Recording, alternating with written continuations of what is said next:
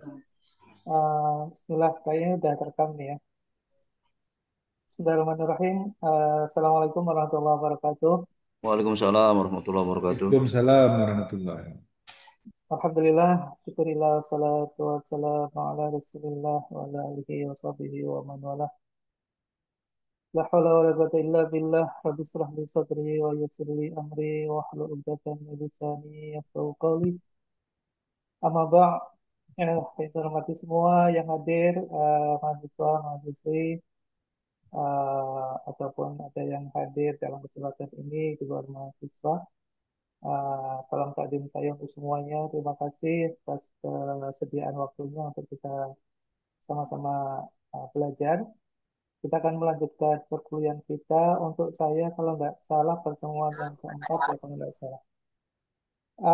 Saya langsung saja siapkan ke materinya untuk bisa saya sharing.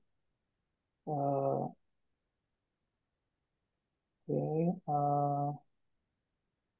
materi saya akan ambil dari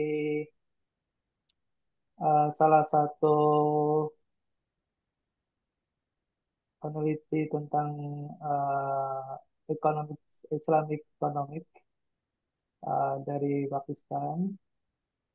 Ini materinya masih utuh ya, saya belum sempat ubah, tapi ini sangat bagus sekali. Kita bisa mendapatkan insight dari uh, dosen lecturer, scholar, Islamic scholar yang saya kira banyak menulis buku tentang ekonomi Islam. Jadi kalau di dalam konteks internasional itu syariah jarang digunakan dalam istilah terminologi pendidikan ekonomi. Jadi yang sering disebut adalah Islamic gitu ya. Islamic business, Islamic economics, Islamic finance gitu ya. Jadi tidak ada syariah finance yang ada hanya di Indonesia yang mungkin biar tidak terjadi ambigu, tidak bingung gitu, karena memang kita sempat di dalam diskusi tentang syariah dan Islamik cukup intens ya di tahun 90-an awal, apakah akan menggunakan istilah Islamik atau menggunakan syariah gitu ya. Di Indonesian scholar, Islamic scholar banyak memberikan pandangan kalau kita menggunakan konteks Islam, apakah nanti mewakili secara keseluruhan gitu ya, dalam arti yang sebenarnya, karena Islam itu hak otonomi Tuhan gitu. Sedangkan syariah itu adalah hasil pikir ya manusia dalam menerjemahkan ayat-ayat Tuhan yang bisa ditangkap oleh manusia gitu. Lalu karena ekonomi itu adalah bagian dari muamalah, maka kemudian dalam dialektika pemikiran akhirnya disepakati menggunakan kata syariah. Makanya ada di Indonesia bank syariah. Ya, bank syariah itu hanya ada di Indonesia. Ya, hanya ada di Indonesia. Jadi di Malaysia nggak ada bank syariah. Ya, di Thailand nggak ada bank syariah. Mungkin ada yang baru tahu ya, tapi ya itulah kita Indonesia. Jadi makanya kita ada mengenal Islam apa Nusantara dan sebagainya begitu ya.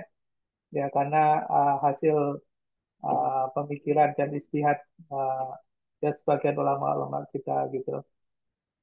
Oke, jadi kita akan bicara tentang konteks ini adalah merupakan salah satu dari uh, bidang keilmuan yang saya tekuni ya. Mungkin ada yang sempat, oke mohon maaf ini kelihatan nggak ya di slide Bapak Ibu kelihatan? Terlalu Kelihatan, kecil, Prof. tapi kecil, Prof. Nah, Kecil ya. Oke, iya. ini pakai Nah, ini cukup. Ini cukup. uh, kok aneh ya, kok nggak nyambung ya. Ini kecil. Itu kecil. Kalau tadi besar tuh, cukup. Kenapa ya? Apa ini kalau saya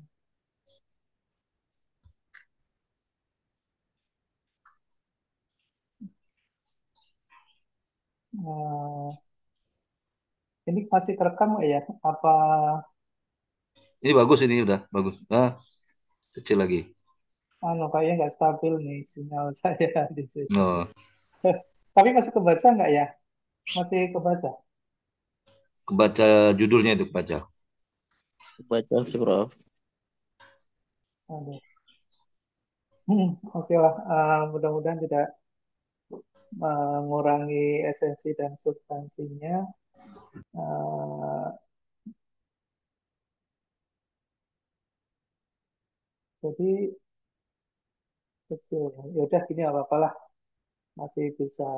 Hmm, Jadi gini, saya akan mulai tentang mengenalkan Islamic Microfinance ya. Jadi di dalam uh, Islamic Finance itu adalah merupakan bagian dari Islamic Economics. Karena kita seringkali saat ini nggak bisa terlepas ya dari aktivitas keuangan, karena keuangan itu kan dalam konteks ekonomi itu jantung. Jadi dia yang akan memompa seluruh aktivitas organ yang lain, menyalurkan darah dan bisa bekerjanya organ-organ yang lain karena satu elemen ini ya di elemen finance keuangan. Jadi sangat penting dan hampir di seluruh aktivitas ekonomi tidak bisa terlepas dari aktivitas keuangan ini gitu. Nah, uh, di dalam Islam pun sama ya, di dalam kegiatan muamalah juga sama, di dalam Islamic economic juga sama. Jadi ketika bicara tentang bisnis syariah, bicara tentang Islamic business, Islamic economics, maka Islamic finance adalah menjadi tumpuan dan menjadi sektor yang terbesar ya di dalam porsi praktek uh, dalam menjalankan atau mengimplementasikan ekonomi syariah di Indonesia atau bahkan di dunia sama ya hampir sama gitu. Nah, ketika bicara Islamic finance, maka ada satu bagian penting yang menjadi sebetulnya adalah ini justru merupakan backbone ya bagi Islamic finance itu sendiri karena kehadiran Islam sebetulnya kan bicara tentang menghadirkan keadilan, bicara tentang menghadirkan pemerataan, bicara tentang menghadirkan uh, tentang kepedulian, bicara Islam hadir bicara untuk bagaimana ada kesetaraan, equality, gitu ya. Nah, bicara tentang keadilan, bicara tentang pemerataan, bicara tentang persamaan hak, bicara tentang uh, bagaimana melakukan pemberdayaan terhadap mereka yang duafa, fakir, miskin, untuk bisa hidup secara layak dan mereka bisa mendapatkan akses secara adil dalam konteks layanan, apakah itu di sektor ekonomi, hukum, ataupun yang lainnya begitu.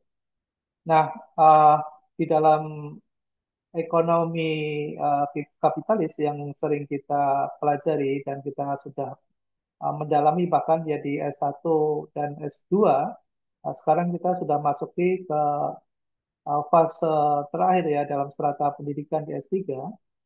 Saya kira teman-teman mahasiswa sudah sangat memahami bagaimana orientasi ekonomi itu dijalankan gitu ya. Kalau secara mendasar ekonomi itu hadir kan untuk memenuhi bagaimana kita mempelajari untuk memenuhi kebutuhan manusia gitu ya. Jadi ilmu dasar dari ekonomi itu kan bagaimana caranya kita memenuhi kebutuhan manusia.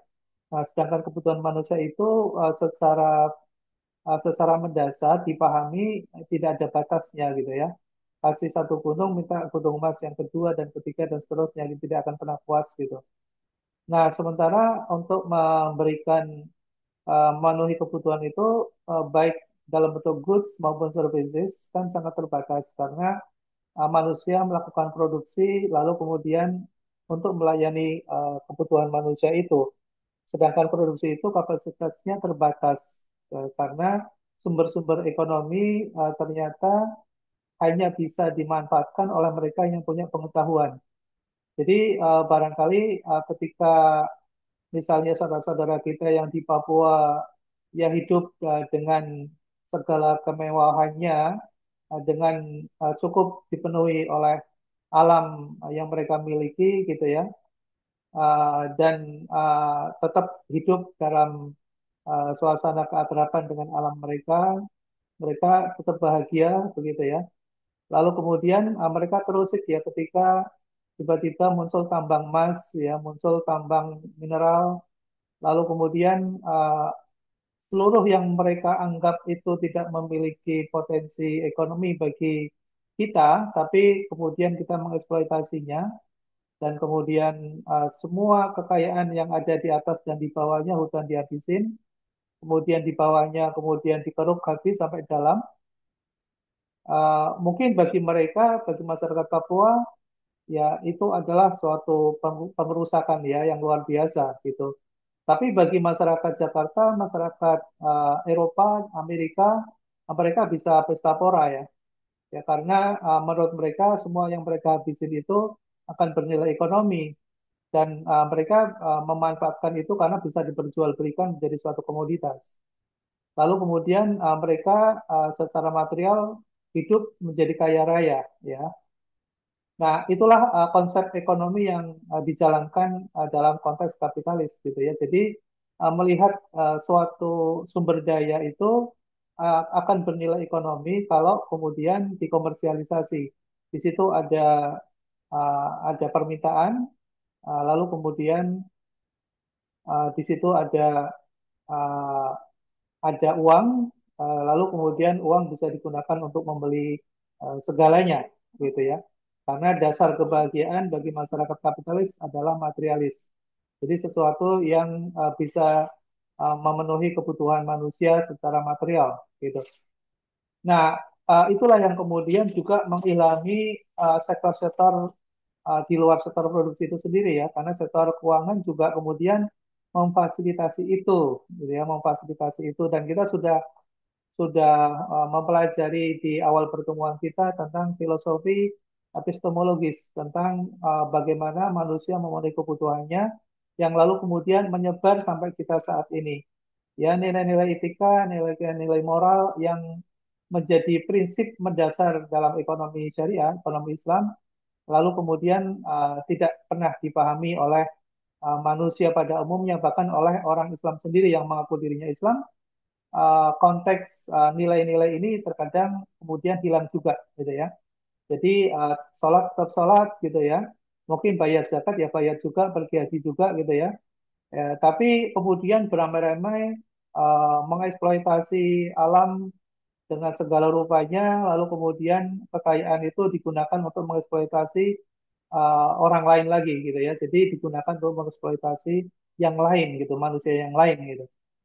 Nah, itulah yang sebetulnya kenapa pengetahuan dan pemahaman kita tentang mempelajari tentang ekonomi Islam itu menjadi kewajiban bagi kita karena sebetulnya kita sedang mempelajari kembali tentang pesan-pesan Tuhan gitu ya. Karena Tuhan di dalam ayat-ayat sucinya selalu berpesan tentang keadilan, berpesan tentang kesejahteraan, ya berpesan tentang menjaga dan melindungi mereka yang papa, yang miskin, yang duafa, begitu.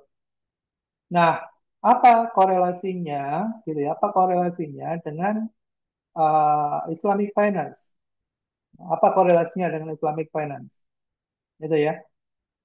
Nah, kalau di dalam pemahaman konvensional, ekonomi atau keuangan keuangan itu digunakan sebagai salah satu instrumen untuk menumpuk kekayaan ya, untuk menjaga kekayaan dan melipat gandakan kekayaan.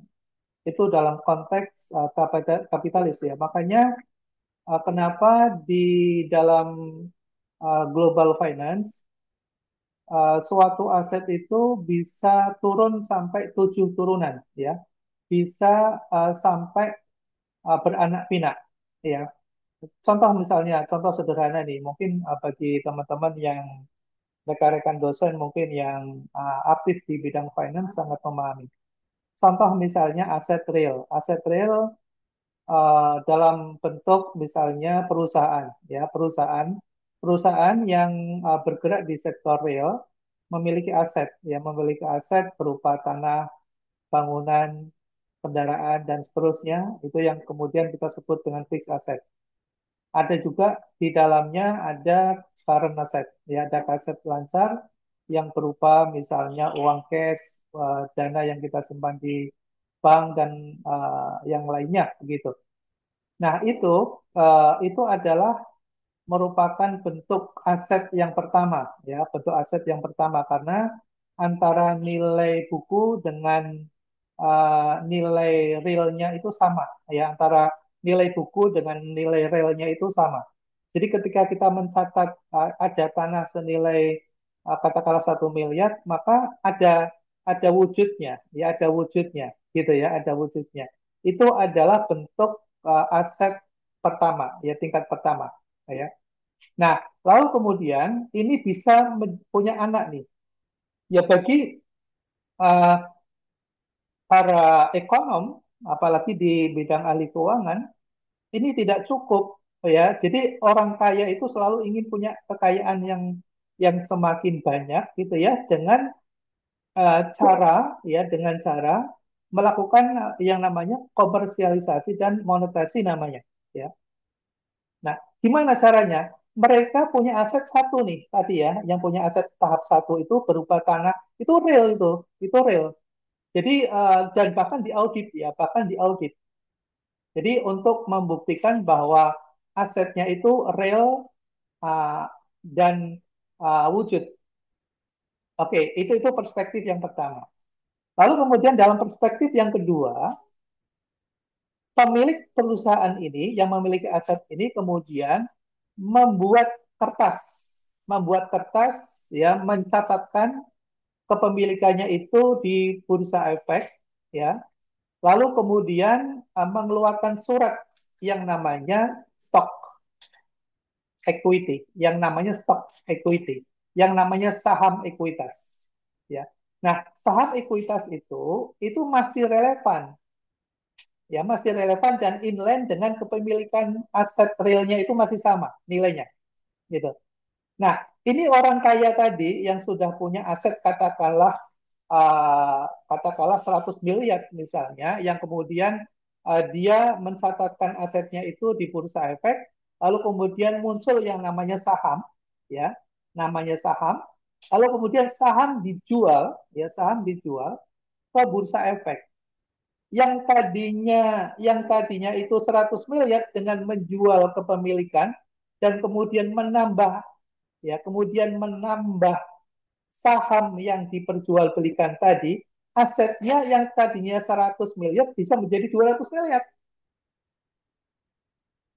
Oke, ini mohon teman-teman rekan-rekan mahasiswa, ya, yang mungkin tidak memiliki basic di keuangan, ini perlu memahami juga ya bagaimana cara berpikir BHF, gitu ya, para ekonom yang kemudian membantu para bisnismen, gitu ya, untuk mengakselerasi kekayaannya itu menjadi berlipat-lipat dengan aset yang sama tapi kekayaannya bisa berlipat-lipat. Ini baru satu turunan loh, mengeluarkan saham itu, ya. Itu baru satu turunan. Oke, oke ya, sudah mulai paham nih. Jadi yang tadinya 100 miliar bisa menjadi 200 miliar dengan mengeluarkan kertas. Oke, dengan hanya mengeluarkan kertas. Nah, lalu kertas itu yang namanya stok atau saham itu, saham atau equity stock itu, lalu kemudian diturunkan lagi yang namanya derivatif. Derivatif, derivatif, derivatif aset atau aset derivatif, ya namanya sih derivatif, turunan kan derivatif itu, ya, namanya turunan. Nah, turunan itu, derivatif itu bisa diperjualkan lagi yang namanya aset derivatif atau instrumen derivatif. Dalam bentuk apa? Jadi kalau dia sudah punya saham nih, kalau dia punya saham, nah pemilik saham ya atau stock owner ini itu kan bisa memperjualbelikan sahamnya, gitu ya, bisa memperjualbelikan sahamnya. Nah, untuk dia bisa menjual, ya, untuk bisa menjual kapan yang dia inginkan, gitu, kapan yang dia inginkan, itu dia bisa beli yang namanya stock forward, ya, yang namanya pakai option forward. Nah, ketika muncul surat yang kedua, yang pertama kan namanya tadi stok, oke? Kemudian yang kedua namanya derivatif. Derivatif itu ada tingkatan-tingkatannya, ya, ada tingkatan-tingkatannya, ya. Dari yang pertama adalah hak untuk menjual atau hak untuk membeli, maka dia punya call option, ya. Dia punya juga yang disebut dengan uh, option forward, ya. Jadi dia bisa jual. Jadi orang kaya itu enak, makanya yang kaya itu akan selalu kaya, ya. Yang kaya itu akan selalu kaya. Kenapa? Dia sudah bisa menjual kepemilikannya, kemudian bisa dua tiga kali lipat kekayaannya itu bertambah. Lalu kemudian dia bisa atur pasar, gitu ya. Kapan dia mau jual, kapan dia mau beli, gitu ya.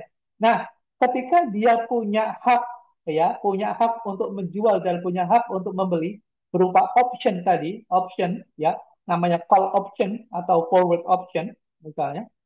Maka orang lain, ya orang lain, ketika mau ingin membeli, ketika orang lain ingin membeli, dia harus beli dulu forwardnya tadi. Dia beli dulu optionnya tadi.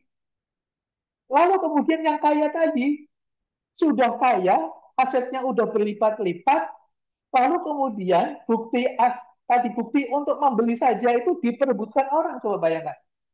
Hanya sekedar untuk punya hak menjual dan punya hak untuk membeli, itu harus membayar.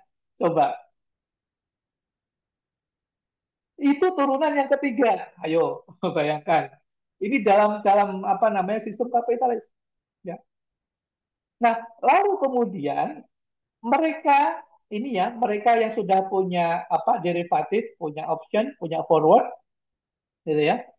Lalu kemudian mereka yang mau membeli antri juga karena ada demand, ya, karena ada supply dan demand, maka di situ ada price, muncullah harga, ya.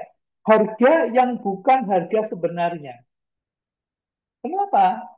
Karena harga yang muncul itu karena kekuatan pasar, bukan karena faktor fundamental, bukan karena aset tadi, ya, saham tadi yang dikeluarkan berbasis dari aset real tadi itu sudah di luar konteks itu, ya. Maka yang dimainkan di pasar itu bukan lagi pada komoditas, bukan lagi pada nilai realnya, tapi yang dimunculkan adalah opini. Oke, jadi harga yang kemudian muncul di pasar sekunder itu bukan lagi pada faktor fundamental, lebih banyak dimainkan oleh opini. Opini itu siapa yang menciptakan? Lagi-lagi yang menciptakan adalah media global. Jadi kalau kemudian tiba-tiba Lehman Brothers yang hidup uh, yang hidup 150 tahun, yang kekayaannya terbesar di dunia, tiba-tiba kolaps, bangkrut, bayangkan, yang kemudian menyebabkan krisis moneter dunia, itu tahu nggak?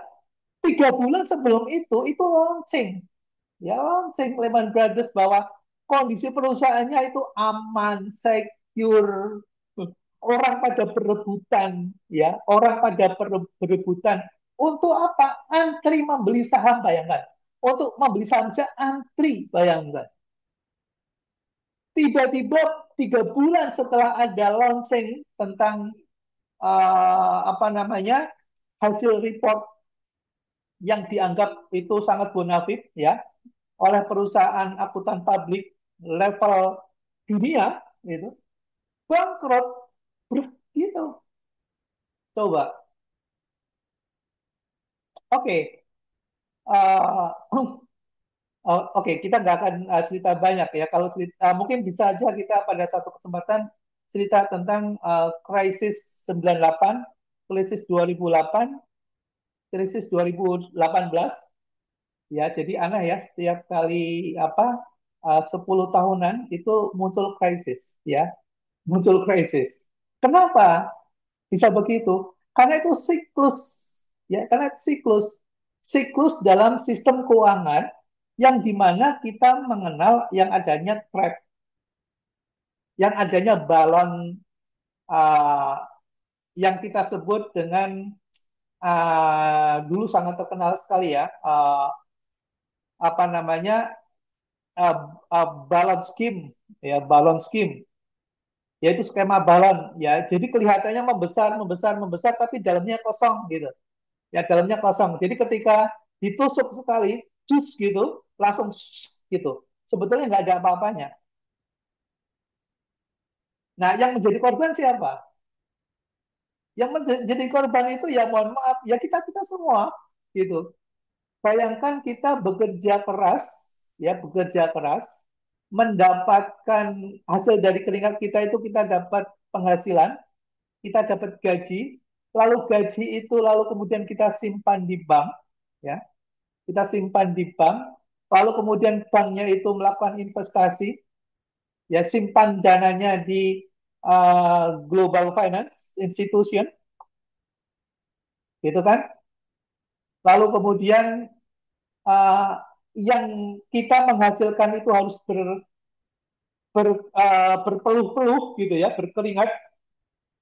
Sementara orang-orang kaya itu duduk manis hanya dengan mengeluarkan satu kertas saja, membeli aset kita, ya, membeli aset kita hanya dengan selembar kertas yang dia sendiri tidak punya apa-apa sebetulnya. Gitu. Makanya ketika kemudian krisis 98, mungkin ada yang belum lahir ya, 98, karena ini anak-anak milenial semua. Ada yang sudah lahir tahun 98? Udah semua, Prof. Oh sudah, Masya Allah. Saya kira ini Gen Z, Gen milenial semua nih yang di sini. Oke, ya berarti pernah merasakan mungkin orang tua kita bagaimana susahnya gitu ya, kondisi saat itu ya. Uh, ya, ya itulah kondisi ekonomi kapitalistik yang dibangun, ya, di mana memang dibangun sebuah mekanisme sistem uh, yang tadi ya, yang the have tadi, lalu kemudian menguasai segalanya. Nah, sekarang sebetulnya konteks kita, saya mau mengenalkan tentang two word on Islamic microfinance.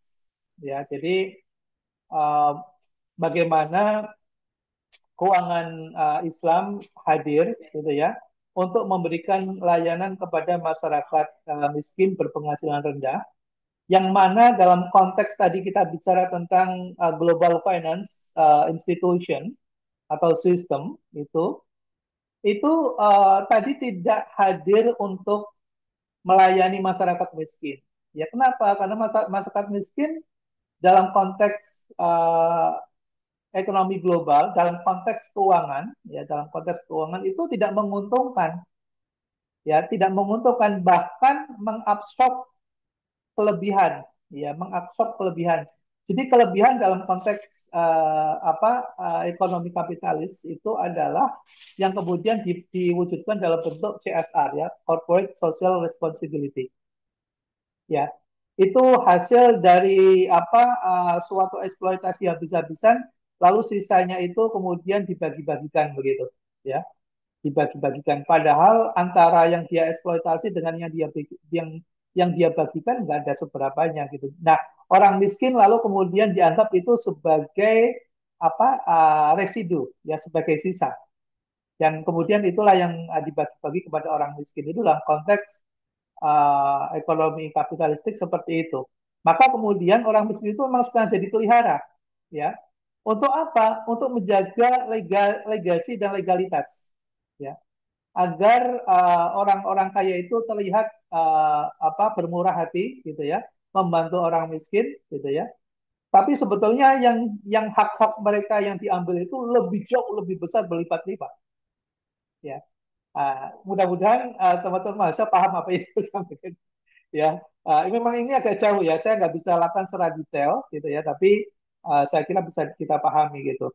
Nah, lalu kemudian secara diametral Islamic microfinance itu hadir untuk memberikan pelayanan kepada mereka yang tidak bankable, mereka yang kemudian di dalam konteks perbankan tidak memiliki kelayakan untuk mendapatkan layanan keuangan karena miskin. Ya, karena layanan keuangan itu tadi basisnya orang yang punya uang.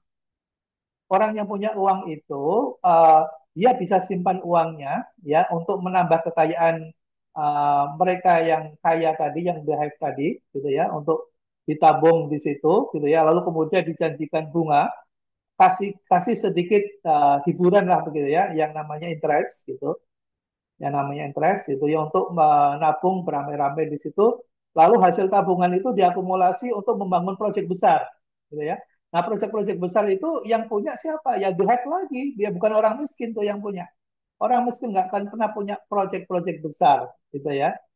Jadi itulah ekonomi kapitalistik, gitu. Lalu kemudian Islamic Microfinance, keuangan mikro itu hadir untuk tadi secara khusus ya melayani masyarakat berpenghasilan rendah, masyarakat miskin, dan masyarakat yang tidak punya akses terhadap instrumen keuangan yang dimiliki oleh pasar-pasar kapitalistik tadi. Tuh. Uh, baik ya, ini sebetulnya agendanya panjang nih ya. Itu baru pengantar nih. Nah, sudah jam 11 ya. Itu berapa menit ya. Oke, uh, kita akan bicara tentang Islamic Finance. Ya, is an inclusive propositions. Ya, jadi keuangan Islam adalah proposisi yang inklusif. Di mana keuangan Islam itu menawarkan pendekatan yang inklusif. Inklusif itu artinya ya tidak eksklusif. Artinya menyeluruh, artinya dia tidak mengenal batas, artinya dia tidak mengenal perbedaan siapapun mendapatkan layanan itu yang namanya inklusif. Makanya kemudian ada istilah keuangan inklusif, ya. Dengan pertumbuhan ya yang bisa merangkul semua pihak ya, bisa melibatkan semua pemangku kepentingan. Prinsip-prinsipnya itu menekankan transaksi ekonomi nyata, ya real transaction ya, bukan spekulasi ya. Serta aktivitas yang dilakukan itu bisa bermanfaat bagi manusia. Keuangan Islam dapat membantu diversifikasi ekonomi. Kenapa? Karena di dalam ekonomi Islam itu tadi tidak mengenal eksklusivitas sehingga dia bisa mengenerate atau menghasilkan produk-produk yang bisa masuk ke ruang-ruang sempit, ruang-ruang kecil, niche market yang tadi diisi oleh masyarakat miskin tadi. Ya. Lalu kemudian berikutnya kita punya agenda tentang engaging the poor is not easy. Kita melibatkan kaum miskin itu tidak mudah. Jadi kalau kita mau mengajak orang miskin dan berpenghasilan rendah, itu memang effortnya luar biasa. Tapi itulah bagian dari yang harus dikerjakan oleh masyarakat muslim. Yang seharusnya, walaupun kemudian ternyata di tengah-tengah kehidupan ekonomi kita hadir yang namanya credit union. Ya, credit union itu adalah salah satu model bisnis dalam keuangan itu yang menyasar masyarakat miskin tapi dijalankan oleh uh, Gerakan Gereja Indonesia ya, oleh GKI. Dan itu mungkin barangkali yang hadir di sini ada yang baru mendengar istilah credit union ya. Padahal asetnya sudah ratusan triliun dan sudah berhasil memurtadkan ratusan ribu orang Muslim di Indonesia. Ya, uh, tapi saya kira kita juga acungi jempol ya.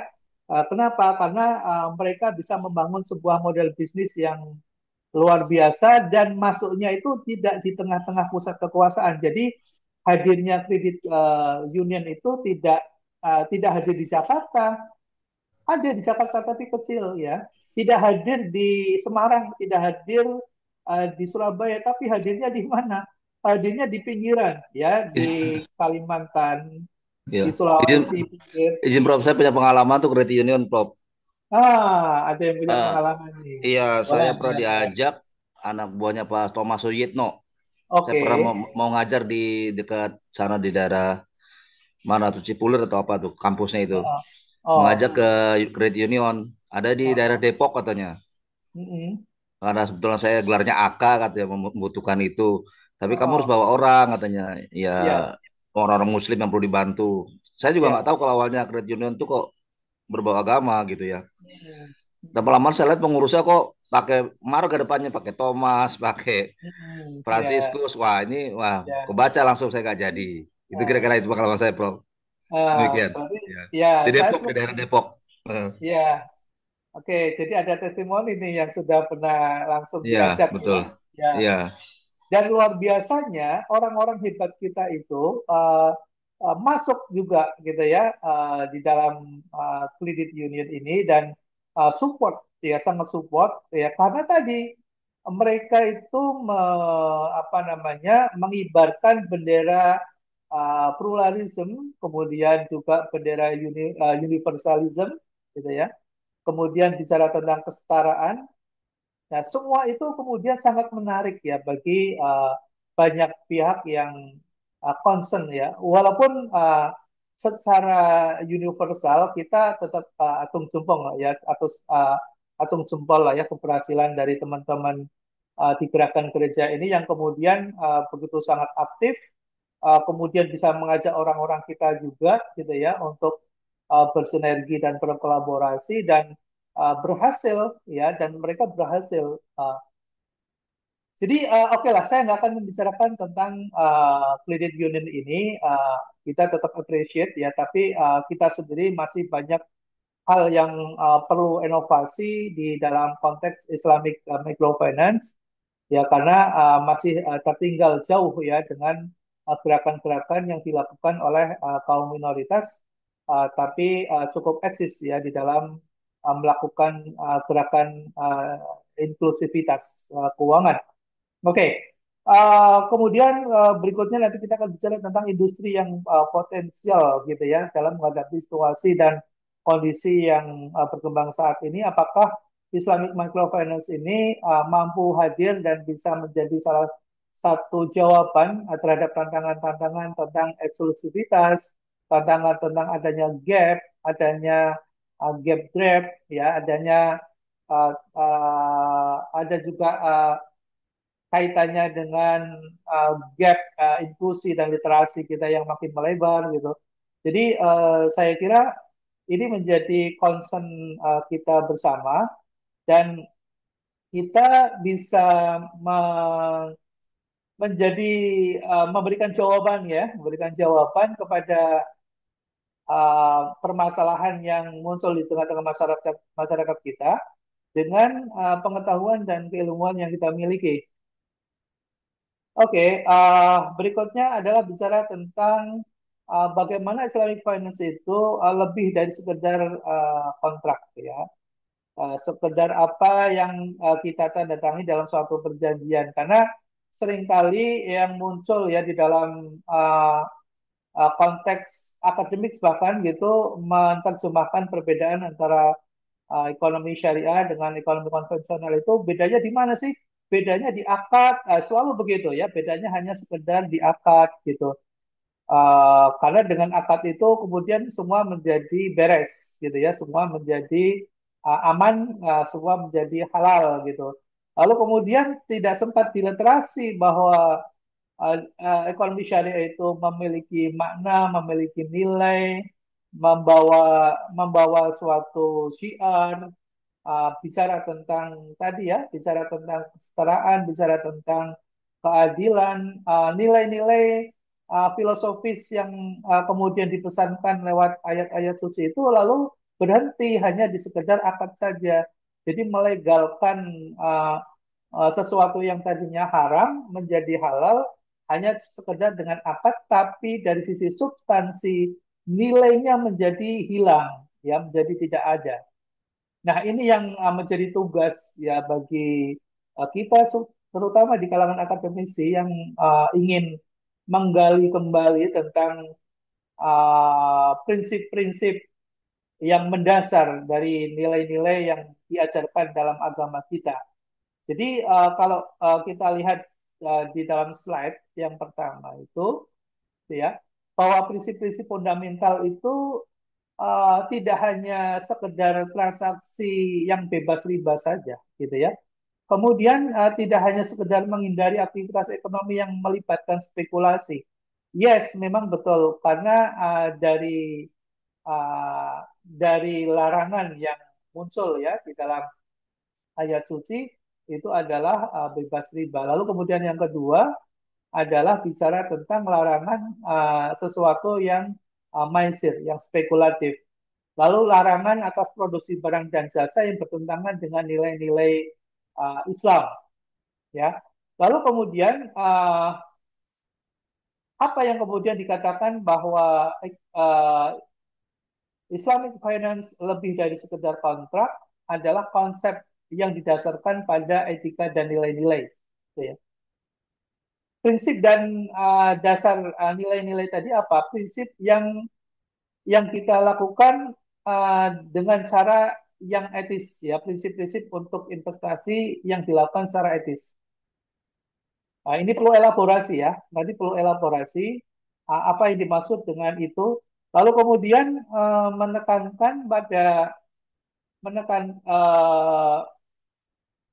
penekanan pada pembagian risiko. Ya, jadi kalau kita menerjemahkan dari seluruh akad-akad yang diajarkan di dalam muamalah itu sebetulnya kita diminta untuk berbagi risiko dan berbagi tentunya keuntungan ya dari suatu penghasilan yang dilakukan secara bersama-sama. Ya melalui berbagai akad yang kita pahami ada musyarakah, ada mudharabah gitu ya. Namun memang dalam prakteknya hal itu dirasakan sangat sulit sekali apalagi bicara tentang berbagi hasil karena harus ada transparansi dan harus ada akuntabilitas. Sedangkan manusia pada umumnya tidak mau transparan ya karena sesuatu dianggap rahasia gitu ya, sesuatu apalagi bisnis itu dianggap sesuatu yang rahasia. Lalu kemudian terjadilah asimetris information. Nah, karena ada asimetris information, lalu kemudian di situ risiko menjadi tidak terkendali. Karena ketika kita melakukan investasi, kemudian pihak partner tidak terbuka, tidak transparan, maka ketika menghadapi suatu risiko, akhirnya risiko tidak bisa dikendalikan karena tidak ada transparansi terhadap informasi tadi. Tiba-tiba saja investor kaget, lo kok rugi gitu ya, lo kok sedikit gitu ya.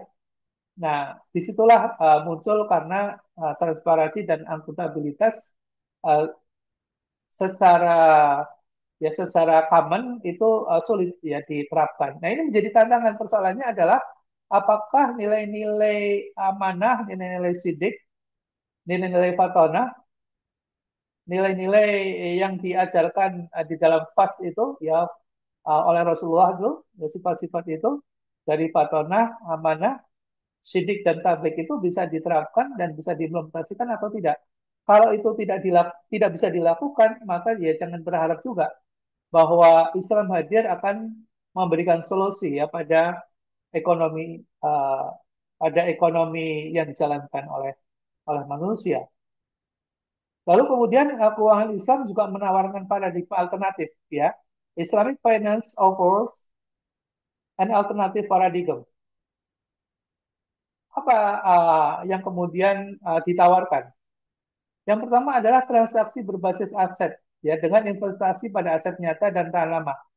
Tadi kita sudah mengetahui bahwa bagaimana ekonomi kapitalis melakukan sebuah metamorfosis sesuatu yang tidak real kemudian dimonetasi lalu kemudian diperjualbelikan ya diperjualbelikan lalu kemudian orang beramai-ramai karena dibangun suatu opini gitu ya dibangun sebuah ekosistem gitu ya jadi ekosistemnya itu luar biasa ya dibangun oleh ekosistem kapitalistik itu jadi ada nanti yang akan mengaudit auditnya bohong gitu ya lalu kemudian ada di situ berita ya ada CNN kah ada apa begitu ya yang kemudian dianggap suatu yang sangat benar gitu ya Uh, seperti ayat suci gitu ya jadi dianggap segalanya benar gitu lalu kemudian diyakini gitu ya lalu kemudian diyakini Lalu kemudian orang bertransaksi dan berjual beli di situ. Padahal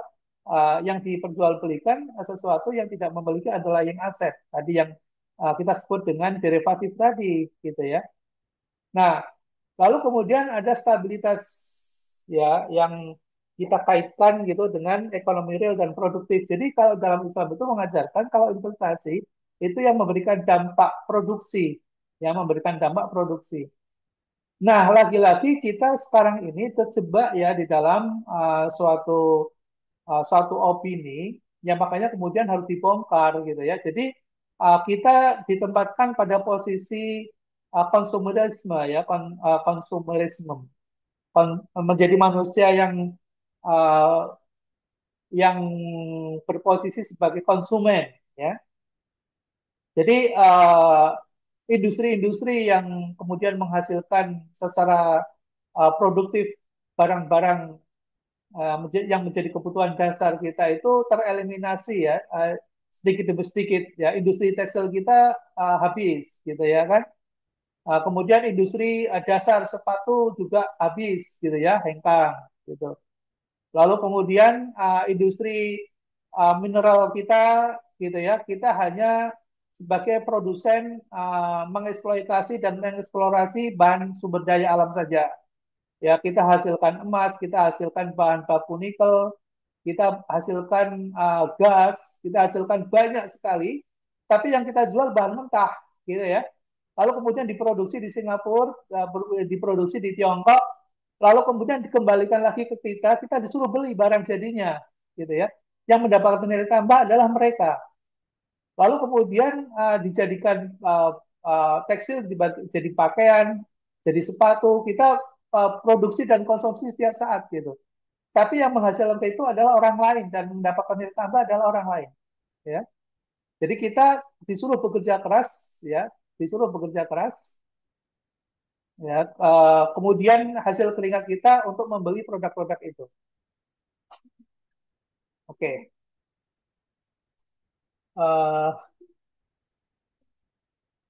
Ya, ini bahannya banyak banget ya.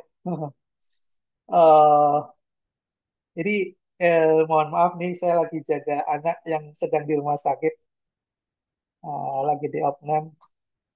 Ini ada tamu apa banyak ini yang datang. Semoga semua Jadi sehat, Prof. Di aja, kami, Prof. Iya, eh, Prof. Maklum, Prof. ya ini saya lagi apa? Oh ya ya Ya lagi pada datang nih tamunya. ya. Mungkin terima Kami, tamu dulu kali, Prof. ya Cukup, Prof. saya Prof. Ini. mau izin ya. Ya, siap, Prof. Ini minta doanya Ya, nih Prof. lagi si Ya, semoga cepat sembuh, Ragil cepat sehat. lagi tergeletak, lagi istirahat. Semoga cepat sehat, Prof. sembuh, Prof. Ya, mohon maaf. Ini pengen mengelaborasi That's fine, Prof. banyak. That's fine. Makasih banyak. Family comes first, Prof. Insyaallah, insyaallah. Hatur nuhun, mungkin sampai di sini dulu. Ya, makasih, Prof. Terima kasih banyak. Sekali lagi mohon maaf, mohon doanya Artinya, untuk artinya tugas Pak, yang kemarin langsung ke ini Prof aja ya, keling ya, Prof ya, ya. ya, ke apa? uh, LMS Prof ya. ya. Saya sudah bikin LMS. Nanti yang sudah apakah berupa LOA atau berupa apalagi yang sudah bisa publish, alhamdulillah. Boleh di ya boleh Direview di dulu, Prof ya. Nanti nanti direview saya dulu ya, review Prof. dulu, boleh dikirim ke saya nanti saya review dulu. Baik, baik, baik. Kayak Sama learning ya, Prof ya. Kayak learning ya. ya Siap, siap.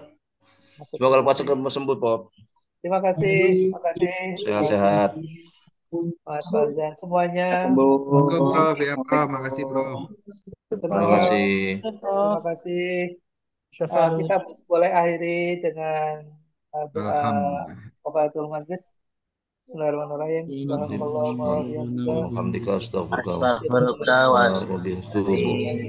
Alhamdulillah. Assalamualaikum warahmatullahi wabarakatuh. Waalaikumsalam. Waalaikumsalam warahmatullahi Waalaikumsalam warahmatullahi wabarakatuh. wabarakatuh. Makasih, Prof. Terima kasih, Sehat. Bro.